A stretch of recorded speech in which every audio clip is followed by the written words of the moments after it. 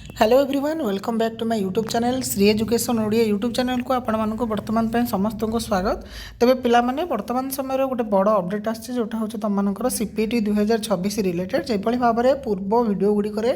तम मानक मु कहिथिली सीपीटी रो फॉर्म आवेदन जो चली काफ आवेदन आज थिला शेष तारीख बा गत काली रहउतला शेष तारीख एवं आज तारीख रे तम मानकर 16 मार्च कौन होतला ना जो डाटा गुडी तम माने देइथला जदी कहार भूल रही त्रुटि रही जाता ताकू तुमने करेक्शन करने करेक्शन विंडो खोली तेज आजिका डेट्रे तुम गोटे बड़ अपडेट आसोटा हूँ तुम लास्ट डेट रिलेटेड तुमने चाहिए देखिपर SAMS official portal PG section को जाकि कि तुम मनकर जोटा लास्ट डेट 15 मार्च बोली रही 15 मार्च जोटा थिला ताहा वर्तमान सपक्षरे गवर्नमेंट बा राज्य सरकार ताको वृद्धि करई देइचंदी बा जोटा कि तमरो लास्ट डेट वर्तमान समय एक्सटेंड हेइची जोटा कि पूर्व वीडियो मानकरे मु तम माननको कहिथिली मध्य एवं सेठाने मध्य मु दृढ़ोक्ति प्रकाश करिथिली कि जो 2-3 वर्षर मोर अभिज्ञता एवं पारदर्शिता को अवलंबन करी जेतिकी जना पड़थिला कि तम मानकर डेट एक्सटेंड हो कहीं ना तुमर जेतिकीटा सीट रहउची एवं चलित वर्ष सहित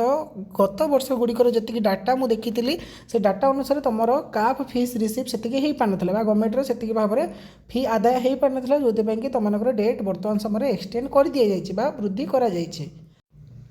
तेबे वर्तमान समय जोटा बड़ अपडेट होची कि चलित वर्ष 2026 सेक्शन रो जो काफ आवेदन शेष तारीख ठी वर्तमान समय बढ़ी वृद्धि करा जाइए जोटा कि तुम आगामी देखिपार नोटिस शो करुच्ची कि तुम कॉमन एप्लिकेशन फॉर्म बा सीपीटी एंट्रांस तुम जो फॉर्म पढ़ार शेष तारीख वर्तमान समय 18 मार्च राति 11:45 पर्यंत जो पिला माने 15 मार्च भाविकी किसी भूल होता से समय भितर चाहिए निजर डाटा को करेक्शन करेंगे ता सहित 15 मार्च थारू आउ 3 दिन जाए तुमको गवर्नमेंट ये सुजोग देला 3 दिन भितर तुमने काफ आवेदन करदेव ठीक अच्छे तुमने ये चाहिए देख पॉपअप टीवी ये शो कर देखिपार the last date of applying the CAF for admission into PG courses for the academic year 2026-26 has been extended till 8/3/2026 राति 11:45 PM the CAF edit link will be enabled on 19/3/2026 at 11 AM to allow applicant to make necessary correction if any अर्थात एठारे से तुम कौन कहीदेले तुम जो deadline पिला माने रही से डेडलाइन तुम थोड़ा देखे कहीदे आराम से बुझे दूसरी कि देखिपार जो डेडलाइन तुम रही डाटाबेस रे कि तुम गत फेब्रुआरी मासरे कौन होता दिन 11टा बेले 27 फेब्रुआरी दिन 11टा बेले तुम कौन ना सीपीटी जो मैंने एंट्रेंस देवाक चाहूल फॉर्म पकेबा आरंभ कर जोटा कि तुम लास्ट डेट थी देखिए पूर्व नोटिफिकेशन था 15 मार्च राति 11:45 जोटा कि वर्तमान समय गवर्नमेंट बढ़ई देती समय को वृद्धि कर तुम 18 मार्च 2026 राति 11:45 पर्यटन तुमने कौन कर कॉमन एप्लिकेशन फॉर्म बा सीपीटी एंट्रेंस काफ आवेदन कर काफ आवेदन करने सहित बहुत सारा पिलांगर जो प्रश्न रही है कि सर आम काफ्रे सब भूल कर देचु इनकम सर्टिफिकेट नंबर देनु इत्यादि इत्यादि जहाँ भी सब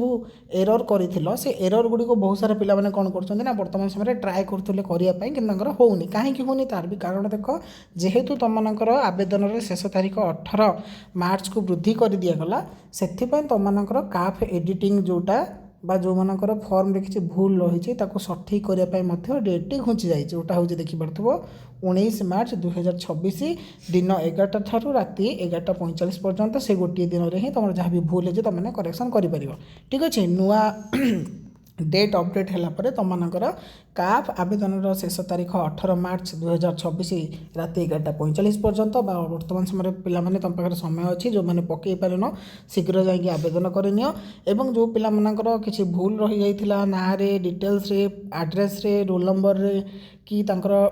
बेसिक इनफॉरमेशन एजुकेशनल इनफॉरमेशन बा caste certificate resident certificate income certificate जहाँ भी किसी भूल रही जाइथिला से माने जाकि केबे